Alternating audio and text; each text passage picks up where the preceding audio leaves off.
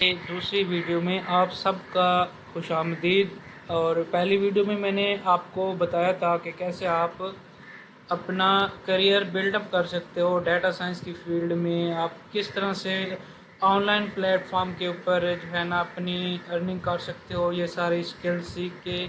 Base जो है वो आपने किसको पकड़ना है, बेस आपने पाइथन को रखनी है, क्योंकि लैंग्वेज हम पाइथन करने वाले हैं। Python is the most popular language. So हम दूसरी वीडियो आज स्टार्ट करेंगे, जिसमें हम आपको सिखाएंगे एंड टू एंड प्रोजेक्ट का सॉल्यूशंस बताएंगे कि कैसे आप कोई प्रोजेक्ट को जो है ना बना सकते हैं, कैसे आप डेटा को जो है ना ट्रेन करवा सकते हैं। तो ये सारी चीज़ें हम आप सबको साथ शेयर करेंगे।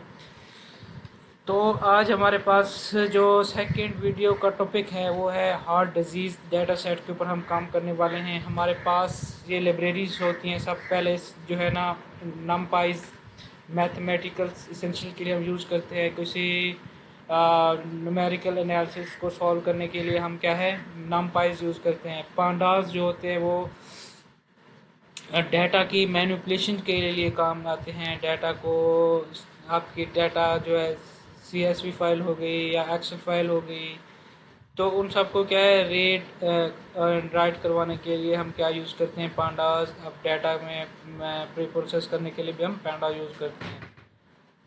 और उसके बाद सी बोन्स हम यूज़ करते हैं डाटा की विजुअलाइजेशन के लिए। और मैट प्लॉटलिब हम प्लॉट वगैरह बनाते हैं।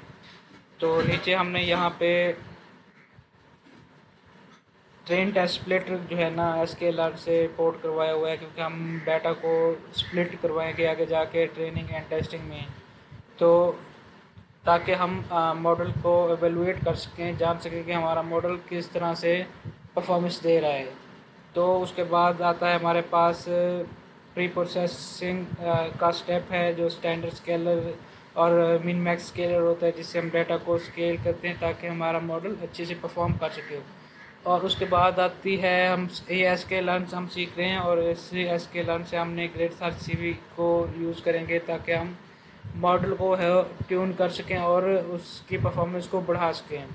उसके बाद ये एवेलुएशंस ऑफ लाइब्रेरीज हैं, जिसके ज़रिए से हम डाटा को प्लॉट एंड उसके बाद एक्यूरेसी स्कोर और क्लासिफिकेशन रिपोर्ट वगैरह फाइंड आउट कर सकते हैं। और यहाँ पे हमने इग्नोर लाइब्रेरी यूज़ की हुई है ताकि कोई भी पाइथन से एरर आते हैं तो उनको रिमूव किया जा सके। उसके बाद है डाटा लोड करना। हम डाटा लोड करते होते हैं pd.read CSV। अगर आपके पास एक्सेल है तो pd.read एक्सेल यूज़ करेंगे आप, या TSV है तो TSV यूज़ करेंगे। ये सारे इसके जो है ना इसको रीड करने के वे हैं। तो हमारे पास ये डाटा डिक्शनरी है, जेंडर दिया हुआ है, मेल एंड फीमेल, एज क्या है पेशेंट की, एजुकेशन क्या होगी, करंट स्मोकर है, पेशेंट सिगरेट पर डे कितना पीता है, मतलब ब्लड प्रेशर उसका कितना है, patient has prevalent stroke yes and no. मतलब ये सारा आपका कैसे डाटा कैटेगोरिकल है और कुछ आपका इंटीजर टाइप का डाटा है। और उसके बाद ये हमने PD से इसके ऑप्शंस जो हैं इसकी डिस्प्ले को सेट किया हुआ है कि इतने विड्थ होनी चाहिए और इतना कॉलम विड्थ हो, रो इतने हो मैक्सिमम है। तो उसके बाद हमने ये रीड किया हमने हेड। ये वैसे अगर आप एन ना करो तो ये by default 5 value he show करता है, ठीक है। तो उसके बाद हमने ये लास्ट की 5 रोज़ को देखा है हमने। उसके बाद डाटा इन्फो जब फंक्शन हम यूज़ करते हैं तो हमारे पास डाटा के मुतालिक सारी चीज़ें आ जाती हैं कि इसमें कितनी एंट्रीज़ हैं, 0 से लेके 4 2 3 7 एंट्रीज़ है, रो है मतलब।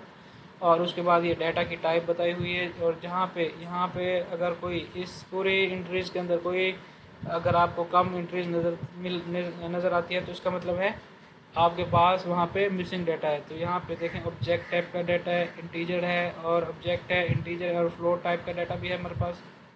और यहाँ पे देखें 3850 में जो है ना यहाँ पे मिसिंग वैल्यू है ग्लूकोज के कॉलम में।